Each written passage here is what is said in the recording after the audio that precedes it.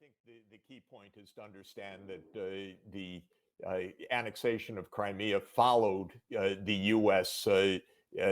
Overthrow of Yanukovych. And so the U.S. Conspired to overthrow a government in Kiev, and immediately the Russian leadership said, actually, we don't want Crimea falling into NATO hands. And one should understand that there was a perfectly sensible approach for Crimea.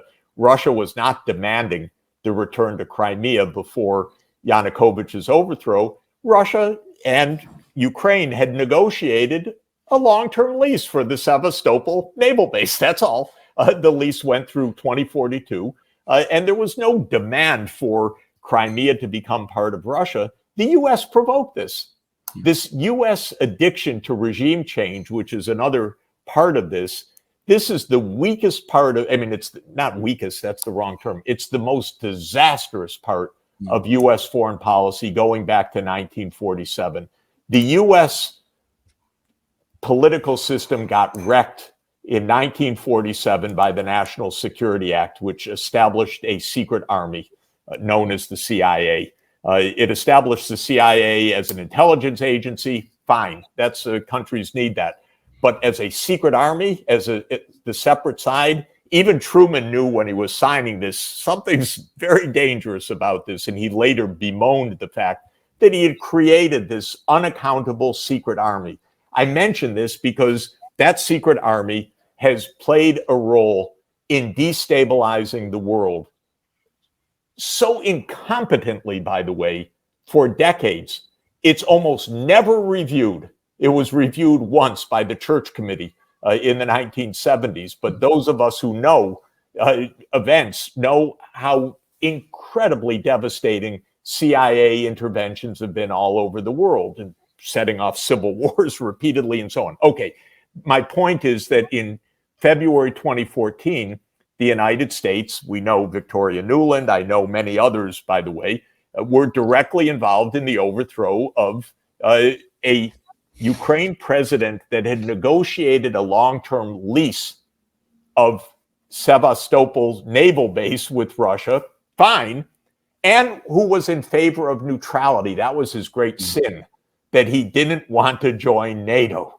So that was his great sin. The neocons had to get rid of him. The U.S. Deep state had to get rid of him. It was at that time that Russia said, sorry, Crimea's coming back to us. That has been fundamental for our security. And it has been our naval base since 1783. Thank you very much, but it's not going to fall into NATO hands. So that's the real background of that. And this is a basic point. Going back to 2013, Ukraine had its territorial integrity. There were no territorial demands on Ukraine. Ukraine was neutral and it was at peace. The United States could not accept the neutrality. So they did a regime change operation. That started this complete mess. Russia took Crimea. The Ukrainian rightist government started to attack the ethnic Russian Donbas region. That led to Minsk I and then Minsk II, backed by the UN Security Council. And the United States told the Ukrainians, forget it.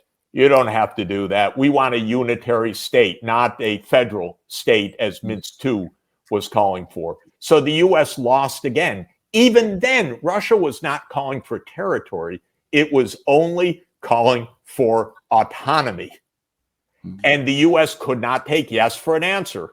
December 17, 2021, President Putin puts on the table a draft security arrangement with the U.S. based on no NATO enlargement. The United States formally says, we don't have to talk to you about that at all. That's not your business, as if NATO enlargement is not Russia's business. And then starts coming the independence of Donbass, then the annexation of Donbass by the Duma and incorporation into Russia. In other words, if you play a lousy poker hand and you keep escalating, you keep raising the stakes on a losing hand, you end up destroying yourself. Well, the US is destroying Ukraine step by step because Russia wasn't demanding Ukrainian territory, not Crimea, not the Donbass, until the US kept pushing, because it could not make a compromise. Not even a compromise. It couldn't make the sensible step of saying, NATO to Ukraine, that's a step too far. And again, I want to emphasize that the backdrop to that, Russia had many reasons for opposing NATO enlargement, but one of them was that the US had unilaterally walked away from the nuclear arms agreements and was placing Aegis missiles in Poland and Romania. And so Russia was saying, from a pure, direct, minutes to Moscow security consideration, we don't want you here. It makes perfect sense, and the United States should have